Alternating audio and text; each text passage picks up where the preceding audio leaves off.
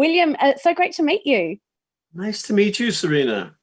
You said that you've been hearing from Alex Winter and co-writer Ed Solomon about a third film for ages, and it's never come through. So then when they finally say to you, William, this is it, we're going to do it, how long does it take you to believe them? And then how long does it take you to say yes? I didn't believe it. I'm doing, yeah. Oh, sure, you're going to do this. We're going to make this movie. No, I mean, after the first decade goes by and then the second decade goes by, and then it was like 9 years into the third decade, we're like, you're going to make it, huh? Going to do this movie. I'm really glad they did. I was surprised. I mean, I guess I've wanted to do a third installment since we finished the second one. This is like the most fun character to play. He's of all of the characters that I've played over the years, I think this one is maybe the most fun for me and for the audience. Is it really cool? Because I've heard you say as well, as an actor, as you get older, you tend to get cast as someone who works behind a desk, the father of the lead or whatever. So is it cool to be able to go back to a film like this that you did almost 30 years ago and like age does not matter? Yes, it's great when age doesn't matter. Yes. It's lovely. I don't, no, I don't deny it. It's really fun.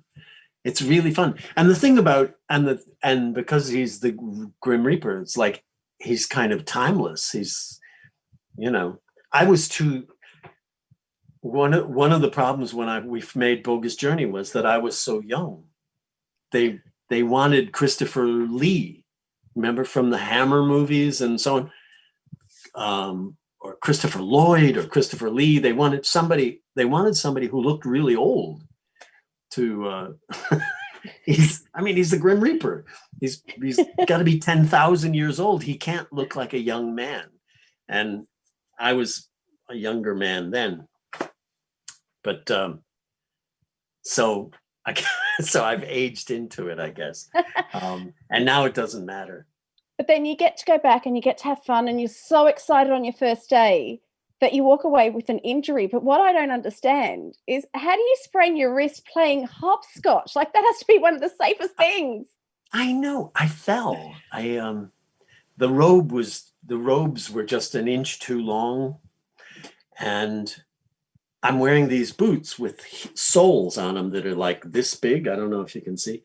They make me the boots make me like about 6'2" or something, which is great fun, by the way, to be really tall for a change. But I was playing hopscotch in the very first take and I stepped on my own robe and fell. I just fell and I caught myself on this hand and I sprained this wrist. And the guys on the camera, they kept rolling because I think they thought I did it on purpose. I wish I had done it on purpose, but I didn't. And we had, so cut. We broke for lunch, and after they iced it, blah blah blah, and after lunch we came back and shot the beginning of the scenes with Keanu and Alex, and they just went great. I was, I was just determined. I wasn't going to let.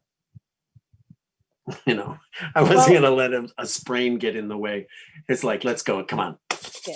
We've waited 30 years. I'm not going to let a sprain get in the way.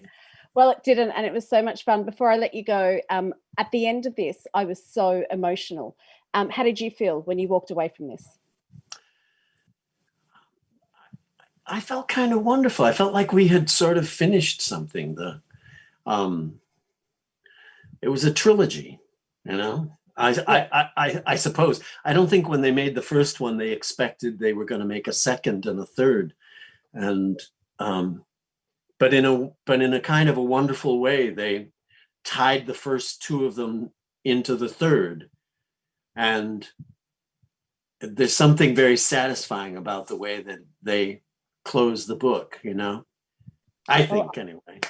I'm glad you got to close that book and that you get to come back for it. William, thank you, and so great to chat to you. Nice to talk to you too.